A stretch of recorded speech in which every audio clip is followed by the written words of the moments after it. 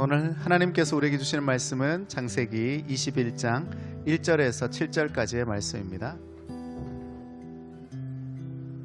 창세기 21장 1절에서 7절까지의 말씀, 우리 한 절씩 교독하도록 하겠습니다. 여호와께서 말씀하신 대로 사라를 돌보셨고 여호와께서 말씀하신 대로 사라에게 행하셨으므로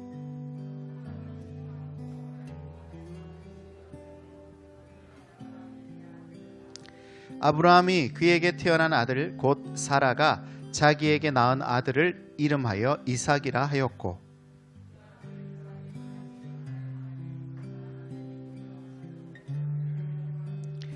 아브라함이 그의 아들 이삭에게 그에게 태어날 때에 백세라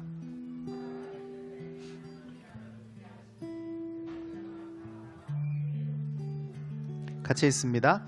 또 이르되 사라가 자식들을 젖먹이겠다고 누가 아브라함에게 말하였으리요마는 아브라함의 노경에 내가 아들을 낳았도다 하니라. 데이처치 아멘.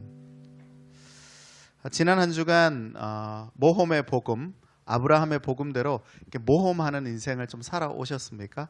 저도 지난주에 어떤 모험을 해볼까 하다가 처음 가는 카페를 찾아서 들어가 봤습니다. 가고 싶은 마음 반, 가기 싫은 마음 반이었는데 어떤 모험이라도 해보고 싶은 마음에 카페에 들어가서 커피를 한 잔 마셨는데요. 굉장히 불안했습니다. 들어갔더니 개업을 한 지 일주일밖에 되지 않아서 제가 아메리카노를 달라고 얘기하니까 그분이 텀블러에 달라고 하니까 굉장히 당황해하면서 텀블러에 물을 계속 따르시는 거예요.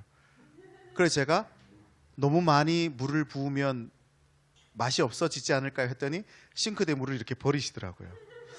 그래서 커피를 주셨습니다. 굉장히 걱정하면서 커피를 마셨는데 다행히도 맛이 괜찮기는 했어요. 물론 다음에는 가지 않기로 결정을 했지만요. 지난 주간 여러분은 어떤 모험을 하면서 지내셨는지 모르겠습니다. 오늘은요, 아브라함의 모험, 이 복음을 다음 이야기로 사라의 복음에 대해서 이야기를 해보려고 합니다. 아브라함은 하란이라고 하는 곳으로 아버지 데라와 함께 갈대아 우르를 떠나서 하란으로 가게 됩니다. 그때의 나이를 성경학자들은 여러 가지로 추정하지만 아브라함이 한 50세 미만, 그리고 사라가 40세 미만 정도 되는 나이쯤 되지 않았을까, 이런 얘기를 합니다. 그리고 그 하란이라고 하는 곳에서 아버지 데라가 죽을 때까지 삽니다. 그리고 성경은 정확하게 아브라함이 그 하란을 떠날 때의 나이를 75세로 이야기하고 있습니다. 그래서 몇 년간 머물렀는지 모르겠지만 어쨌든 그 과정이 지나고 오늘 본문에 보면 아브라함의 100세 때에 이삭을 낳게 되어지죠. 아브라함은 하나님의 약속이 이루어질 것을 기대하면서 무모한 순종을 감행합니다. 순종만 하면, 아무것도 다른 게 필요 없고 순종만 하면 복 그 자체가 되어서 모든 민족의 조상이 될 것이다 라고 하는 약속, 이 무모한 약속을 믿고 순종하면서 떠나게 되죠. 그런데요, 이 약속이라고 하는 것이 가진 성질이 있습니다. 약속은요, 정말 가슴 설레는 일입니다. 어떤 약속이 정해지고 나면, 제가 우리 이나 아이패드를 구하려고 중고장터, 번개장터라고 하는 곳에서 이 검색을 하는데요, 가격이 60만 원이나 저렴한 물건이 나왔습니다. 그래서 그 60만 원 정도가 되는 이 금액을 놓치지 않기 위해서 제가 막 번개장터에서 쓰는 번개톡이라고 하는 걸로 빨리 막 연락을 했습니다. 그랬더니 그분이 된다는 거예요. 그래서 너무너무 기분이 좋았어요. 그래서 직거래를 하고 싶은데 어디냐고 하니까 울산이래요. 그래서 제가 어떻게 했는가 하면 울산에 있는 제 동료 목사에게 밤 11시에 연락을 했습니다. 내일 나 대신 가서 물건을 좀 받아줄 수 있겠냐. 그래서 결국 그 목사님도 그래, 그럼 내가 물건만 받아오면 돼. 받아서 택배를 붙여. 이제 그러면 약속을 맺고 그 상대방과 약속을 맺고 났더니 너무너무 설레었습니다. 야, 드디어 60만 원이나 아낄 수 있다는 것 때문에 너무너무 그 약속이 설레었어요. 물론 사기꾼이어서 물거품이 되기는 했지만 말이죠. 여러분, 이 사기꾼과의 약속도 이렇게 설레이는데 천지를 창조하신 하나님과의 약속이라면 얼마나 설레겠습니까? 사기는 안 당했어요. 그 사기꾼이라고 해서 제가 신고했어요. 번개장터에 그 사람 차단하라고. 가격이 싸면요 다 사기꾼이에요. 세상에 공짜로 주는 것은 없습니다. 여러분, 이 천지를 창조하신 하나님과 약속을 맺게 되면 이 약속은 너무너무 설레어지게 되는 겁니다. 하나님과의 약속은 설레임입니다. 왜냐하면 이 약속이라고 하는 것은요 동등한 자격일 때 체결하는 것이기 때문에 그래요. 그 말은 하나님과의 약속은 하나님과 내가 동등한 인격이 되어진다라고 하는 것이고요. 그리고 그 약속, 하나님과 약속이 맺어지는 순간부터 하나님의 일하심, 하나님의 행하심이 시작되는 것이기 때문에 이 약속은 설레어질 수밖에 없습니다. 아브라함과 사라는요 이 설레임의 약속을 안고 갈대아 우르를 떠났습니다. 그리고 나서 세월이 흘렀죠. 여러분에게 질문 드리고 싶습니다. 이 설레임의 약속을, 이 설레임이라고 하는 이 지속 가능한 시간이 몇 년 정도 되면 그 약속을 계속해서 지켜낼 수 있을까요? 네가 민족의 조상이 될 거야 라고 하는 약속을 받았는데 그 약속을 몇 년 정도 지켜내면 이 설레임이 사라지지 않고 계속 존재할 수 있을까요? 몇 년 정도면 여러분 가능하실 것 같아요? 여러분이 이제 시험을 준비하거나 뭔가 중요한 어떤 대학에 입학하려고 할 때 재수를 몇 년 정도 하면 그 기대감을 놓치지 않고 계속 있을 수 있겠습니까? 취업을 준비할 때 몇 년 정도, 아니면 뭘 약속을 받을 때 몇 년 정도 있으면 괜찮을까요? 지속 가능한 시간 3년. 3년도 기네요. 뭐 3년도 사실 긴 시간이고 우린 6개월 1년조차 기다리는 것도 사실은 쉬운 일이 아닐 거예요. 제가 만약 60만 원을 진짜로 할인받았다면 그 설레임의 시간은 얼마 정도 지속되었을까요? 그 60만 원 할인받은 것 때문에 제가 얼마나 설레이는 그 설레임이 지속되었겠냐는 거예요. 여러분, 설레임이라고 하는 것은 영원하지 않습니다. 설레임에는 유효기간이 있어요. 그래서 시간이 지나면 이 설레임은 사그라들게 되어 있습니다. 아브라함과 사라에게 약속하셨던 민족의 조상이라고 하는 이 설레임의 유효기간은 몇 년이었을까요? 아브라함과 사라는 몇 년 정도였다면 그걸 참아낼 수 있었을까요? 우리는요, 이 설레임이라고 하는 설레이는 약속을 기다려내는 것이 참 어려운 사람들이죠. 데이처치를 개척한 지 이제 6년이 지났습니다. 하나님께서 이 교회를 통해서 하나님의 일을 하시겠다라고 해서 이 데이처치가 개척되었죠. 근데 6년 정도 기다리니까요, 조급해지는 거예요. 자꾸만 무언가를 더 해야 된다라고 하는 조급함이 제 안에 계속 생겨나는 거예요. 여러분, 하나님과의 약속을 기다리는데 6년 정도 기다려도 이렇게 어렵더라고요. 왜 약속이 기다려지는 게 어려울까 한번 생각해 봤습니다. 근데 그 약속이, 하나님과의 약속, 이 약속이 기다려지는 것이 어려운 이유는요, 내 생각과 내 계획이 너무 견고하기 때문에 그럴 수 있습니다. 하나님이 이루시겠다고 약속하셨지만 하나님의 계획과 하나님의 약속보다 나의 계획과 나의 생각이 더 견고해. 그래서 하나님이 들어오실 틈이 없어요. 내 계획대로 돼야 되니까. 아니면 하나님의 계획을 신뢰하기가 어려워. 하나님께서 내 인생을 그렇게 쓰시겠다, 민족의 조상이 되게 하시겠다라고 말씀하지만 하나님의 계획을 믿기 어려워. 지난번에 오늘 못 오신 이 가영 집사님이 제가 무슨 질문을 했을 때 어떻게 생각하세요 했더니 뭐 믿겨지지 않아요. 하나님이 나를 그렇게 만드시지 않을 거예요. 막 이런 얘기를 했었잖아요. 사실 하나님의 계획이 믿겨지지 않습니다. 성경은 끊임없이 우리에게 얘기합니다. 우리가 하나님의 형상이라고. 그리고 이 세상을 다스리는 자가 되게 하시겠다라고 말합니다. 근데 그게 믿겨지세요? 나란 존재가 정말 하나님께서 쓰시는 그런 위대한 존재로 나를 세우실 것을, 또 우리 교회를 세우실 것을 정말 믿겨지세요? 그게? 잘 안 믿겨져요. 믿겨지십니까? 눈을 피하지 말고 저를 보시면서, 여러분 믿겨지세요? 아멘? 아멘. 아멘. 하나님의 계획이 잘 안 믿겨져요. 아멘. 하나님의 계획을 믿는다는 것이 참 쉽질 않아요. 또 한 가지 이유는 우리가 양다리를 걸치고 있기 때문이죠. 하나님과 세상에.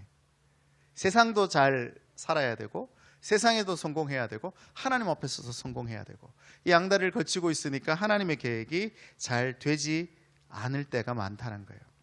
그래서 우리는 이 약속의 설레임이 지속되기 위해서 모험이 필요한 겁니다. 계속해서 모험해야 합니다. 그러면 아브라함과 사라는 몇 년을 기다렸을까요? 성경은 40년 이상이었다 이렇게 말합니다. 아브라함과 사라가 하나님 민족의 조상이 되겠다는 이 약속을 40년 이상 기다렸어요. 어마어마하죠. 그러니까 제가 살아온 연수 정도를 기다려온 거예요. 천사는요, 아브라함이 99세 때 한 40년 정도 기다렸을. 그리고 사라가 89세 정도가 될 때 너희가 드디어 잉태하고 출산할 거다 이렇게 말합니다. 젊었을 때 말고 99세, 89세가 됐을 때 얘기합니다. 그리고 이미 이때는 두 사람이 다 물리적으로 임신 가능성이 없었던 때예요. 창세기 18장 11절 말씀은 이렇게 말합니다. 아브라함과 사라는 나이가 많아 늙어졌고 사라에게는 여성의 생리가 끊어졌다. 그러면 출산할 수 있어요? 없어요? 불가능할 때 와서 얘기해요. 가능할 때는 얘기 안 하고 불가능하게 되고 나니까 와서 얘기를 하는 거죠. 여러분, 아무리 천사라고 해도 이걸 바꿀 수 있습니까? 바꿀 수 없죠. 천사의 이야기를 듣고 그래서 아브라함도 사라도 웃었습니다. 들키지 않게 속으로 말이죠. 17장 17절 말씀이에요. 아브라함이 엎드러 웃으며 마음속으로 이르되 100세 된 사람이 어찌 자식을 낳을까? 사라는 90세니 어찌 출산하리요? 창세기 18장 12절 말씀에 사라도 천사가 찾아와서 얘기하니까 이렇게 말합니다. 사라가 속으로 웃고 이르되 내가 노쇠하였고 내 주인도 늙었으니 내게 무슨 즐거움이 있으리요? 불가능한 얘기를 듣고 아브라함도 사라도 웃었습니다. 우리의 모습과 참 비슷하지 않나요? 믿음의 조상 아브라함도 속으로 웃었어요. 아마 이 설교를 듣고 있는 여러분도 지금 마음속으로 웃고 있을 겁니다. 천사였으니까 천사들에게 천사가 와서 하는 얘기를 들으면 우리에게 그런 일들이 일어난다고 들으면 웃기고 날개 펴고 자빠졌네 막 이런 생각하지 않겠어요? 너무너무 웃긴 얘기일 거예요. 근데 이렇게 표현해도 되는지 모르겠지만 사실 하나님의 약속은요 정말 우습습니다. 하나님의 약속을 받으면요 굉장히 웃겨요. 왜냐하면 말도 안 되는 말이기 때문에 그렇습니다. 자녀가 없을 뿐더러 신체적으로 출산할 수 있는 상황이 아니었어요. 그런데 어떻게 민족의 조상이 될 수 있겠습니까? 될 수 없어요. 이건요 60만 원 아이패드를 싸게 준다라고 하는 사기꾼보다 더한 사기꾼이죠. 하나님이 저한테 뭐라고 말씀하시는가 하면 이렇게 말하는 거하고 마찬가지죠. 그 사람은 사기라도 쳤지만 만났더니 아이패드 빈통을 주면서 집에 가서 여는 순간 아이패드가 나타날 거라고 제게 돈을 받아가는 거하고 똑같은 일이죠. 지금 하나님이 그 얘기하고 있는 거예요. 여러분 이 말을 믿어야 합니까? 그 말을 믿는 사람이 있다면 병원부터 가봐야 되지 않겠어요? 제가 그래서 지난주에 산 아이패드 빈통을 들고 와서 여러분 앞에 보여주면서 여러분 이 뚜껑을 열면 지금 아이패드가 나타날 겁니다. 할렐루야. 그럼 여러분 병원부터 저를 추천하지 않겠어요? 지금 하나님의 약속이 그런 거예요. 하나님의 말씀이 그런 겁니다. 그래서 아브라함과 사라처럼 웃음이 나오는 게 정상이에요. 그게 일반적이라는 겁니다. 비웃음이 지나간 40년의 시간 역시 비웃음을 피해가기 어려워요. 모든 기간이 다 비웃음이었습니다. 여러분 아브라함의 약속을 받고 난 40년 동안 있었던 일은요 유일한 피부처였던 조카 롯은 불소나기 가운데 모든 것을 잃고 겨우 자신과 두 딸만 목숨을 부지했습니다. 아내도 죽어버렸죠. 소금 기둥이 되어버렸잖아요. 그나마 동굴로 피한 롯은 두 딸에게 이스라엘의 대적 모압과 암몬의 조상을 낳습니다. 그것도 근친상간으로 말이죠. 그리고 아브라함은요 자신의 목숨을 부지하기 위해서 아내 사라를 그랄이라고 하는 그랄 왕에게 팔아먹었습니다. 미모가 출중했던 사라를 누이라고 속였으니까 팔아먹은 것과 마찬가지죠. 근데 이게 한 번 있었던 일이 아니죠. 2번이나 일어난 사건이었어요.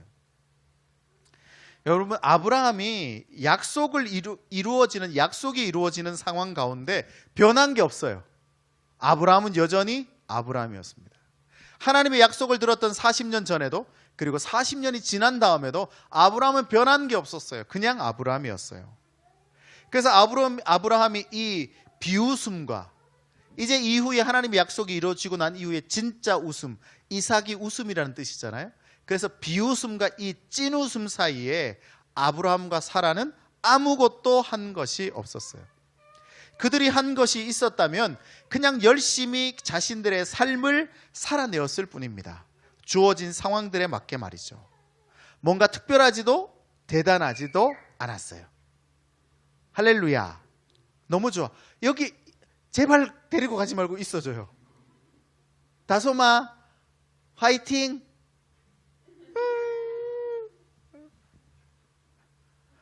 아주 잘 듣고 있는 거예요. 지금 아멘하고 있잖아요. 금방. 여러분, 특별한 일을 한 게 아니에요. 그냥 뭔가 대단한 일을 하지 않았어요. 이게 놀라운 일이에요. 아무것도 하지 않았지만 하나님의 약속이 이루어지는 것. 그래서 이 사라의 복음은 어떤 정말 특별한 사건을 통해서 발견한 것이 아니었다라는 겁니다. 그래서 복음은 이야기했죠. 복음은 누가 움직이시는 거예요? 하나님이 움직이시는 거예요. 우리가 움직이는 게 아니라 하나님이 움직이시는 거예요. 그래서 복음이에요. 여러분, 내가 움직여서 무언가를 얻어낸다고 하면 그거는요, 내 열심으로 얻어내는 거예요. 근데 내가 열심히 해서가 아니라 하나님이 열심히 해서 움직여내니까 그게 복음이겠죠. 복된 소리겠죠. 아브라함과 사라의 복음의 공통점, 모든 복음의 공통점은 그들이 한 것이 없었다라는 겁니다. 그러면 이 사라의 복음은 도대체 누구에게 필요한 걸까요? 오늘 본문 말씀을 통해 살펴볼 겁니다. 첫 번째 같이 한번 읽어볼까요? 시작. 왜 한계점에 도달한 사람이라고 했을까요? 한번 생각해 보세요. 어떤 사람에게 복음이 필요한가 하면 한계점에 도달한 사람에게는 복음이 필요합니다. 왜냐하면 한계점에 도달하면 자신의 힘으로 무언가를 해낼 수가 없게 되기 때문이죠. 갈대아 우르를 떠난 지 40년, 그곳을 떠날 때 하나님은 약속을 하셨습니다. 민족의 조상이 될 거라고. 자녀가 없는데도 그 민족의 조상이 될 거라고 하는 하나님의 약속을 철떡같이 믿고 떠났습니다. 왜요? 그때는 가능성이 있었죠. 왜냐하면 여성의 생리가 끝나지 않은 아직 젊은 나이, 그 당시에 아주 젊은 나이. 왜냐하면 아브라함이 175세에 죽었거든요. 그러니까 오늘날로 따져보면 한 50세 정도 되면 한 30세, 25세 정도밖에 되지 않는 나이. 아주 젊은 나이. 그랬기 때문에 가능성이 있었어요. 그래서 하나님의 약속을 철떡같이 믿었습니다. 그런데 세월이 흘러 나이가 들고 폐경에 이르게 되었습니다. 가능성이 점점 더 줄어요. 점점 줄다가 이제 폐경이 이루고 나니까 가능성이 어떻게 되었어요? 제로가 되었습니다. 더 이상 가능성이 없게 되었어요. 그래서요, 하나님의 약속은 이제는 아련한 옛 추억과 기억이 되어버렸습니다. 더 이상 아무것도 아니었어요. 더 이상 약속이 할 수 있는 일은 없었습니다. 그냥 아무런 일도 일어나지 않았고, 이 거품 약속, 그냥 약속이 거품이었던 이 거품 약속을 비웃고 싶은 마음도 사라졌겠죠. 에휴, 하나님 농담하셨네 정도가 되온 거예요. 한 40년 지나고 나니까. 절망이 쌓여서 인생이 굳은 살이 되어버리는 상황이죠. 더 이상 절망은 낯선 감정이 아닌 그냥 나의 일부가 되어져서 살아가는 거예요. 절망이 처음에 다가올 때는요, 반항도 하고 반응도 하고 이겨내려고 합니다. 근데 이게 내 인생의 굳은 살이 되어져 버리고 나면요, 그냥 절망은 당연한 게 되어져 버립니다. 하지만 중요한 것은 이 세상에 태어나서 살아가는 우리의 삶이라고 하는 것은 누구든 불행해야 할 이유가 없죠. 모든 사람은 행복해야 할 권리를 가집니다. 이게 또한 헌법의 내용이기도 하죠. 하지만 놀랍게도 불행은 모든 사람과 함께합니다. 특별히 한계에 부닥친 사람들에게는 더더욱 그러하게 되겠죠. 나이가 점점 차오를수록 체력이 점점 떨어지는 것, 그런 것들도 한계가 될 수 있습니다. 제가 지난주에 그 김호연 씨의 장편 소설 이 불편한 편의점이라는 책을 제가 읽었는데요. 그 장면, 거기에 보면 이 44 때는 이 경만이라고 하는 사람의 글이 제가 굉장히 와닿았습니다. 44살이 됐어요. 그분이 이렇게 말합니다. 그 소설책에서 시간은 차이를 알려주었다. 경만은 탄약이 고갈되어 곧 맨몸으로 돌진해야 하는 참호 속 병사가 된 심정이었다. 아무리 벌어도 써야 할 돈은 늘어만 가는 반면 자신의 체력은 갈수록 깎여 나가는 게 느껴졌다. 유일한 장점이던 성실함과 친절함의 바탕은 체력이었고 나이가 들어가며 딸리는 체력은 성실함과 무능력과 비굴함으로 변화시켰다. 유일한 무기가 체력이었대요. 그 체력으로 성실하게 살았대요. 근데 이젠 체력이 떨어져 나가니까 성실함은 무능력과 비굴함으로 변화되게 되었다. 이런 얘기를 하더라고요. 나이가 들어가면 체력적 한계를 맞게 되어집니다. 그러한 것도 굉장히 어려운 일이 되겠죠. 세월은 평안을 우리에게 가져다 주지 않습니다. 시간이 흘러감에 따라서 한계가 더 명확해지게 될 뿐이죠. 그게 인생입니다. 약속이 이루어지지 않을 때 한계에 부닥친 것처럼 느껴집니다. 삶이 녹록지 않게 될 때 말이죠. 그래서 누군가 나의 이야기에 귀를 기울여 주지 않고 공감해 주지 않을 때에도 한계를 느끼게 됩니다. 점점 더 고립되어지게 되죠. 계획한 대로 삶이 흘러가지 않고 자꾸만 문제가 생겨나게 될 때 한계에 부닥치게 되어집니다.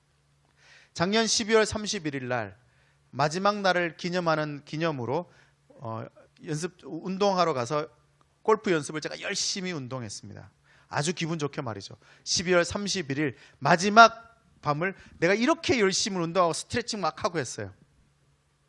근데 허리를 다쳤습니다. 그래서 일주일에 3번이나 병원을 가서 도수 치료를 받고 하는 신기록을 세웠어요. 몸이 지쳐가니까요, 마음이 지쳐가더라고요. 그래서 밤에 잠자리에 누웠는데 너무 불편해서 잠을 잘 수가 없었습니다. 갑자기 온몸이 고통으로 마비되는 것 같았어요. 그래서 온몸이 굳어버리는 것 같았습니다. 아주 오랜만에 찾아온 불안과 두려움이었어요.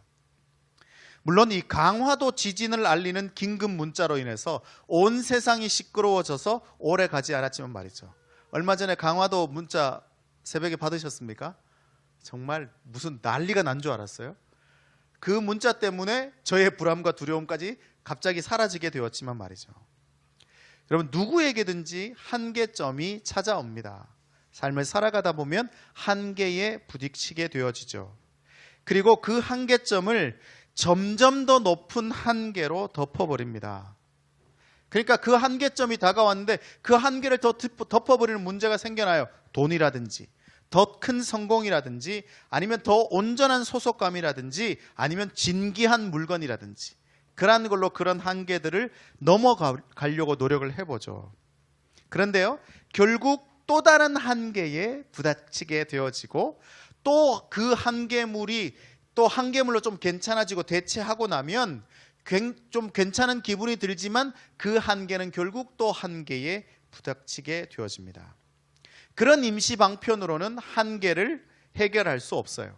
그래서 제가 마음이 불편해지고 난 이후에 병원을 찾아가서 선생님에게 지난밤의 불편함을 나누면서 제가 그렇게 불편할 때, 그냥 정서적으로 내가 불안할 때 어떻게 하면 이 정서적 불안을 극복할 수 있을까요? 라는 해법을 구하러 의사 선생님을 만나러 갔습니다.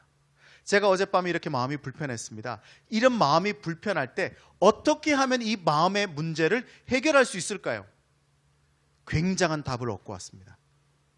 여러분에게 그래서 오늘 비법을 공개하려고 합니다. 저는 돈을 내고 받아온 비법을 여러분에게 공짜로 오늘 공개하려고 합니다. 제가 그 해법을 해결할 수 있는 비법을 알려달라고 하니까 그 선생님께서 말씀하시더라고요. 오늘 제가 심준호 씨 얘기를 다 들어보니까 결국 문제는 지난 한 주간, 지난 시간 동안 받아왔던 육체적 스트레스, 정신적 스트레스, 여러 가지 일로 인한 스트레스가 많았기 때문에 이 정서적인 문제를 해결하려면 일을 좀 줄이시는 게 어때요? 좀 쉬시면 어때요? 라는 답을 저한테 내려주시더라고요. 저는 이 어떤 해법을, 건강, 온전한 정서적인 반응에 대한 해법을 주실 줄 알았습니다. 의사 선생님이니까. 그때는 갑자기 침묵을 하면서 뭘 해보세요, 이런 해답을 줄 줄 알았어요. 근데 그게 아니고 일을 줄이라는 거예요. 내가 볼 때는 내 몸이 지금 괜찮은데 자세히 좀 더 들여다보면 그때 조금 더 쉬는 게 옳을 수도 있다라는 거예요. 다 아는 답을 저한테 주시더라고요. 제가 그걸 모르지 않겠죠. 피곤하면 쉬면 됩니다. 여러분, 피곤하면 자면 돼요. 잘 먹으면 됩니다. 그리고 운동하시면 돼요. 그러면 건강해집니다. 할렐루야. 세상 천지 모르는 사람이 어디 있어요? 부부관계가 힘드세요? 대화 많이 하세요. 서로 사랑하세요. 가족관계가 힘드십니까? 배려하십시오. 모르는 거 있어요? 따뜻하게 말하세요. 공감해 주세요. 안 되는데 어떻게 해요? 여러분, 운동하면 건강해집니다. 할렐루야. 근데 운동이 안 되는 것 뿐이에요. 우리 권사님처럼 음식을 절제하고 건강한 음식만 먹으면요, 정말 건강해집니다. 근데 풀떼기만 먹기가 힘들잖아요. 그게 먹는 게 힘들어요. 현미쌀을 30분 아직 씹어 드시죠? 여러분, 30분간 현미쌀만 먹고 살 수 있어요? 때가 되면 피자 먹어야 되죠. 때가 되면 라면 먹어야 되죠. 그렇게 궁합이 맞아야 돼요. 그런 궁합들이. 근데 이게 안 되죠. 내가 일이 많으면 쉬면 돼요. 스트레스를 안 받으면 돼요. 여러분, 모든 질병의 원인을 스트레스라고 말합니다. 물론 이것도 의학적으로 맞지 않다라고 주장하는 사람들도 있어요. 근데 모든 암의 원인, 모든 질병의 원인은 스트레스예요. 여러분, 스트레스 받지 않게 되시기를 예수 이름으로 축원합니다. 그럼 되는 거예요. 할렐루야. 그럼 여러분 건강한 거예요. 근데 이게 안 되죠. 왜 안 되죠? 알지만 안 돼요. 그렇게 미워요. 그렇게 싫어요. 그렇게 화가 나요. 조절할 수가 없어요. 안 될 뿐입니다. 그런데 이런 것을 더 안 되게 하는 것이 바쁜 세상이에요. 이 바쁜 세상 속에 여러분, 정신 차리면 토요일이죠. 교회 가야 되네? 정신 차리면 토요일이에요. 벌써 2023년이에요. 2023년도 다음 주 구정 지나고 나면 1월 지나가는 거예요. 그렇게 후딱후딱 세월이 지나갑니다.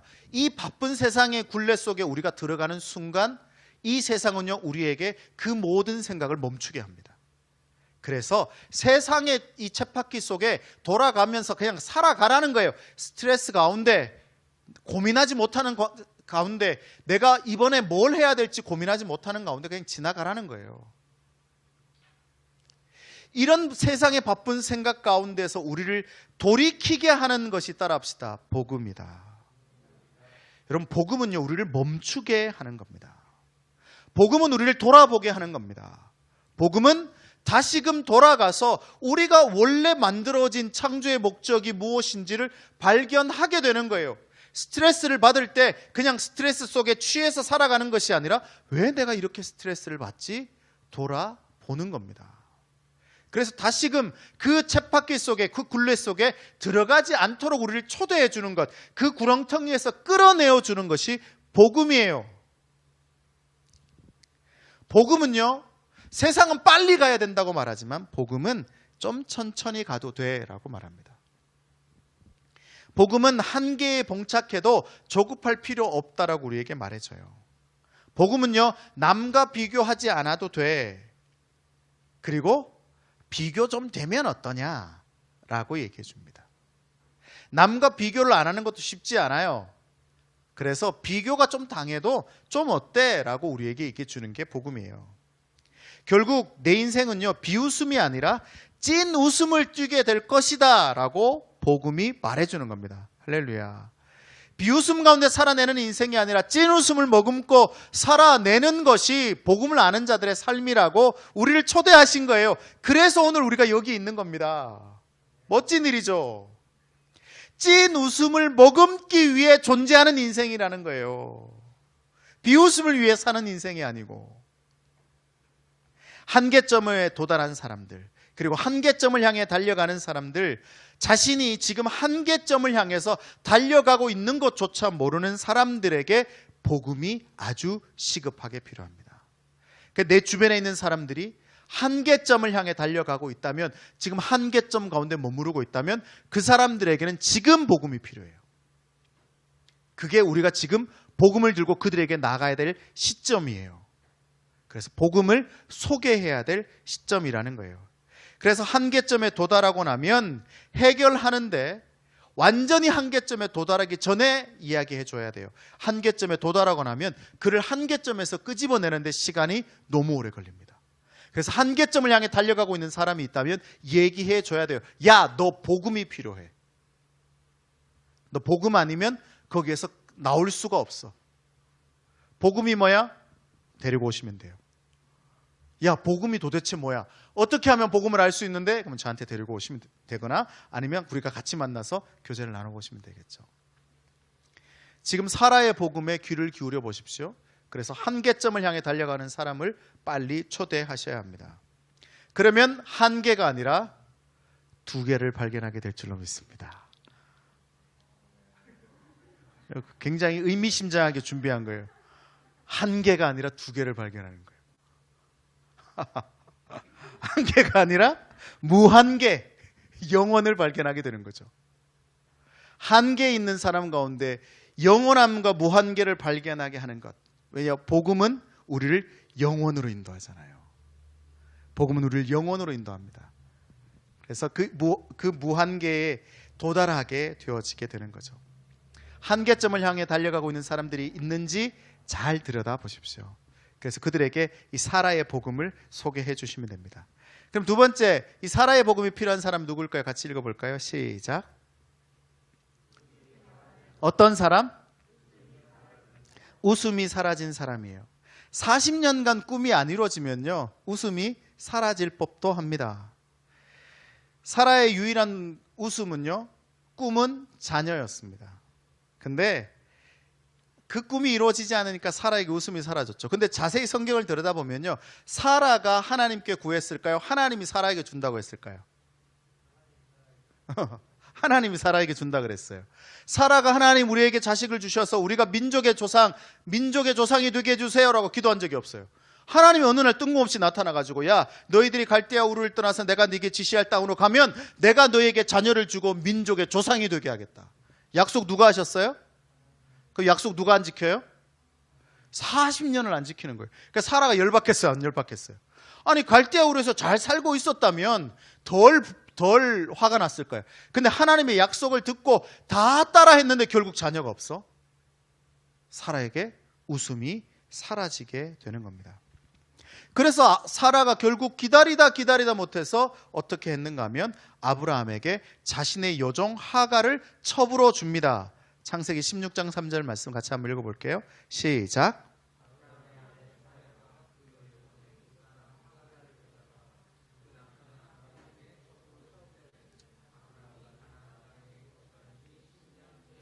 자, 가나안 땅에 들어가도 자녀가 없어요. 그래서 사라가 어떻게 해요? 자신의 첩 하갈을 줍니다. 이게 왜 그렇게 했을까요? 이게 첫 번째 부인, 그 당시에 첫 번째 부인의 책무예요. 자녀를 후사가 있게 하는 것. 그렇기 때문에 사라는요, 자신의 책임을 다 한 거예요. 탐탁지 않았고 너무 싫었지만 자신의 역할을 한 겁니다. 불행히도 하갈은 아들을 낳았습니다. 그리고 하갈은 사라를 멸시했고 무시했죠. 너무 뻔한 스토리입니다. 결국 사라는 웃음을 잃어버렸습니다. 아브라함이 너무나도 사라를 사랑해 주었지만 사라는 웃음을 잃어버렸죠. 여러분, 때로는요, 누군가의 사랑이 도움이 되지 않을 때도 있습니다. 누군가의 관심이, 누군가의 배려가 도움이 되지 않을 때도 있어요. 나를 위로하고 격려하고 응원하는 것을 알지만 슬픔이 차올라서 어떻게 할 수 없을 때도 있습니다. 아무리 멋진 일이 일어나도 기쁘지 않고 웃음이 떠나버릴 때가 있어요. 여러분 이 말씀을 준비하면서 생각해 봤습니다. 여러분 20년 전과 지금을 비교해 보세요. 20년 전이 좋아요? 지금이 좋아요? 뭐 20년 전으로 돌아가서 젊음을 얻다 이런 얘기가 아니라 그때 내가 가지고 있던 모든 것들과 지금 내가 가지고 있는 모든 것들을 한번 비교해 보세요. 그때 가지고 있었던 게 많아요? 지금 내가 가지고 있는 게 많아요? 지금이 훨씬 많죠. 훨씬 많아요. 20년 전 저희가 결혼을 처음 시작했을 때 돈이 없어서 의료보험이 100만 원씩 밀려 있었어요. 너무너무 가난하고 힘들었어요. 지금 가지고 있는 게 훨씬 더 많아요. 근데 그때가 더 재밌어요? 지금이 더 재밌어요? 그거 다 재밌어요. 의주 씨를 본받으시기를 바랍니다. 여러분 그 젊었을 때 아무것도 가지고 않을 때 20년 전이 아니라 우리가 아주 어린 초등학교 시절로 돌아가 보세요. 그때 가지고 있는 것과 지금 가지고 있는 것을 비교해 보세요. 훨씬 더 많죠. 근데 걔들이 더 재밌어요. 아무것도 아닌데 너무너무 즐거워요. 지난주에 방문하셨던 그 김준용 목사님 더 크로스 처치 호주의 목사님 가정이 또 지난주에 영식 씨가 또 식사 대접하라고 하셔서 잘 대접하고 저희 집에 가서 커피를 마시면서 놀았습니다. 그 집 막내 아이는요 한국어를 못합니다. 우리 아이들은 영어를 잘합니다. 뭐 아쉬움이 좀 있지만 어쨌든 그 아이는 한국어를 못하니까요 같이 대화하면서 의성어로 놀더라고요. 뭐 이렇게 하면서 말이 안 통하는데 아이들끼리 앉아서 노는데요. 그 보드 게임을 했습니다. 보드 게임을 하는데 뭐 손바닥 게임이라고 이렇게 같이 뒤집으면 뭐 내 똑같은 그림, 네 똑같은 그림을 이야기해야 돼요. 근데 걔는 영어로 말해야 되고 얘들은 한국말로 말해야 되잖아요. 그래서 그거 끝난 다음에 거기에 등장하는 영어 단어들을 다 배웠다 이런 얘기들을 하더라고요. 별것 아니에요. 그냥 그거 손가락 뒤집어 가지고 같이 뭐 하면 아이스, 뭐 번개, 뭐 썬더 뭐 이런 거 하겠지. 자기들끼리 말도 안 통하는데 그렇게 즐겁게 재밌게 놀더라고. 그걸 지켜보고 있기만 해도 너무너무 기쁠 만큼 그렇게 찐 웃음이 그들 가운데 있더라고요. 이 세월은요, 세월에 찌들면 찐 웃음을 잊어버립니다. 즐거움이 사라져버립니다. 그래서 간혹 웃음이 폭발해야 될 때가 있잖아요. 억지로라도. 그럼 광대가 아파서 견딜 수가 없게 되죠. 뭐 예능을 볼 때 나도 모르게 너무 재밌어서 막 웃었어. 그러고 나면 여기 막 아프고, 아니면 뭐 결혼식에서 인사해야 될 때 안녕하세요 어색한 웃음을 계속 웃고 나면 그날 여기 경련이 막 일어나고. 왜요? 웃음이 사라졌어요. 우리에게 즐거움이 사라졌어요. 세월은 찐 웃음을 사라지게 만듭니다. 근데 사라에게 사라진 웃음이 복음으로 찐 웃음을 되찾게 되어지죠. 그래서 사라의 복음은요, 웃음을 잃어버린 사람들에게 반드시 필요합니다. 요즘 예능이 왜 이렇게 많이 TV에서 유행하는가 하면요, 이 세상이 웃음을 잃어버렸기 때문이에요. 즐거운 일이 없습니다. 뉴스를 봐도 즐겁지 않고, 삶을 봐도 즐겁지 않고, 내일 출근할 거 생각하면 더 즐겁지 않고, 그 웃음이 사라진 시대를 우리가 살아가고 있기 때문에 즐거움이 없어요. 옛날에는 환경이 더 안 좋은데도 즐거웠거든요. SNL에서 TV 프로그램에서 20년 전 직장 환경과 오늘날의 직장 환경을 비교하면서 막 설명을, 그래서 뭐 MZ세대의 이야기와 그 전에 뭐 이야기를 막 하는데, 장면이 딱 바뀌어서 20년 전 직장으로 돌아가면 20년 전 직장에서 담배 다 피웠잖아요, 집사님. 첫 번째는요, 20년 전에 들어가면요, 담배 연기가 그냥 사무실에 가득합니다. 임산부가 있는데도. 그러면서 그 TV 프로그램에서 그래요. 아유, 여기 임산부도 있는데 담배 피워서 연기를 반대쪽으로 돌려서 피워. 그렇게 얘기해요.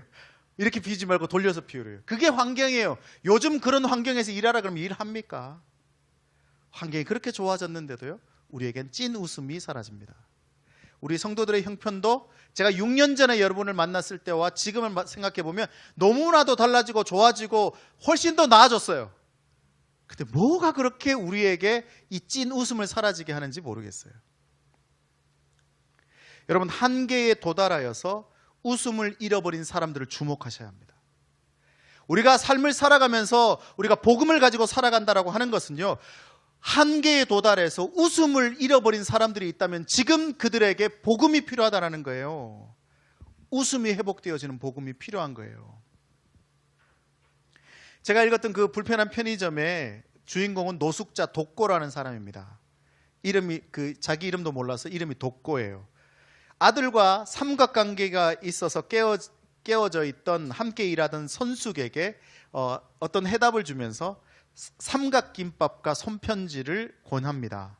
그 일이 그 가정에 깨어진 가정을 회복하게 만드는 계기를 만들어 주었어요. 그래서 그 가정이 찐웃음으로 회복되어지는 계기를 만들었어요. 여러분, 그렇게 우리가 웃음을 잃어버린 자들에게 삼위일체 하나님을 권해야 하는 거예요. 그들에게 복음이 너무나도 필요하기 때문에 그래요. 찐 웃음의 복음 말이죠. 여러분, 이 찐 웃음, 이 복음은요, 문제의 해결이 아니라 문제 인식의 변화가 일어날 때 가능합니다.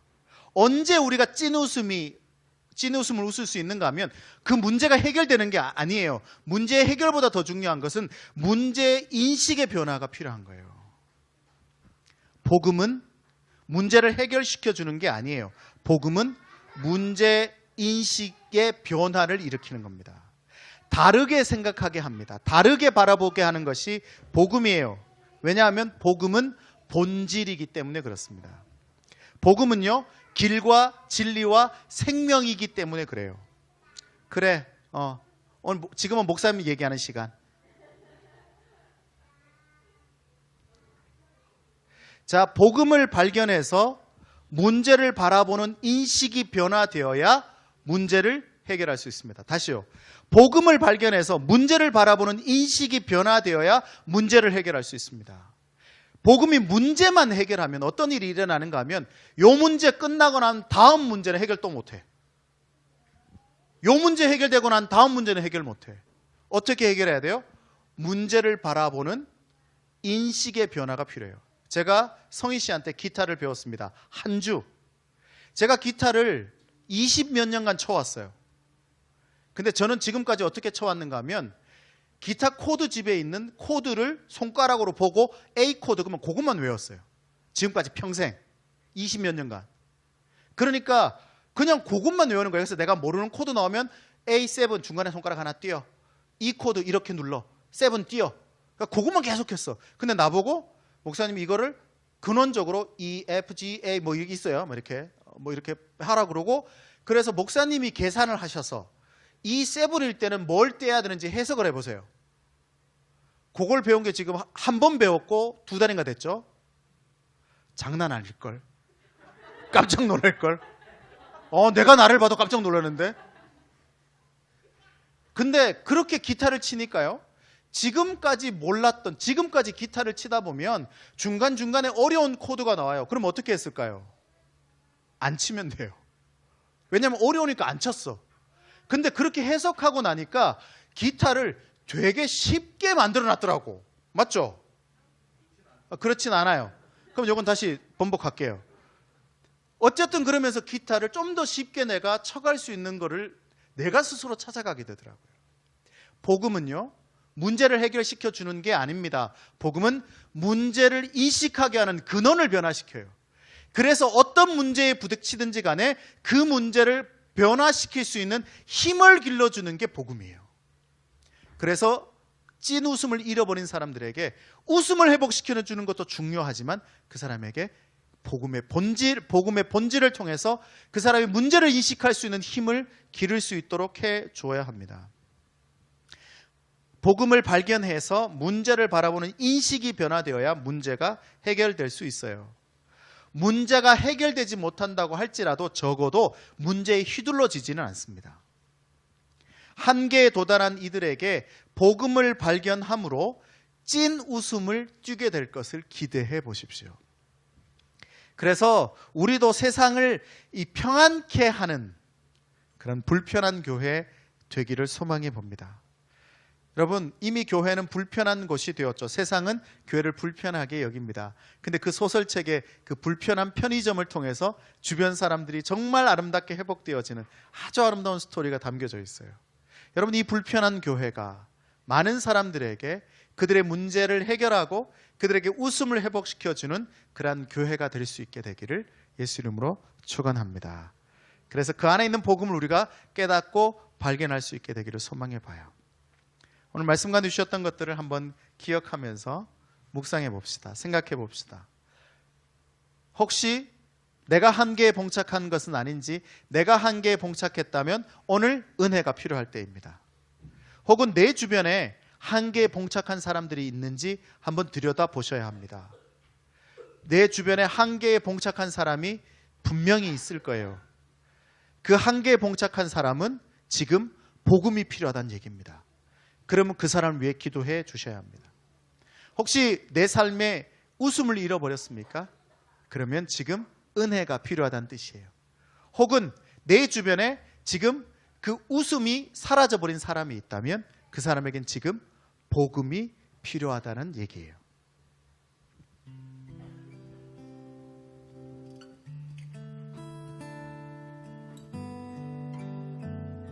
하나님께서 어떤 마음을 주시는지, 오늘 말씀 가운데 하나님께서 주시는 것들이 있다면 그것을 놓고 기도해 보십시오. 묵상해 봅시다.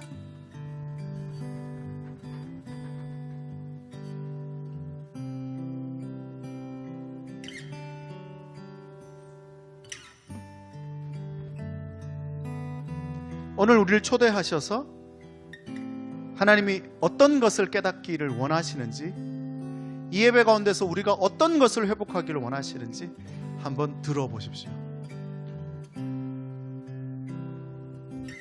그리고 누군가 그 한계에 봉착한 사람들, 웃음을 잃어버린 이 세상에 사라의 복음을 들고 갈 자들을 하나님이 찾으십니다.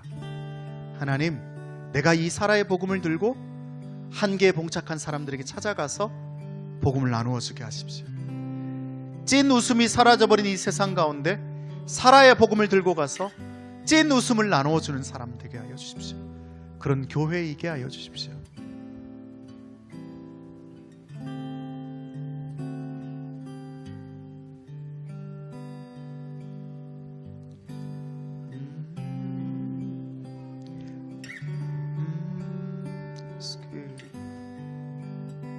하나님, 처치가 다시금 한계에 봉착한 한계에 목달하여서 복음의 감동, 이 은혜를 놓치고 살아가는 교회가 아니게 하시고 우리의 삶이 복음이 넘쳐나고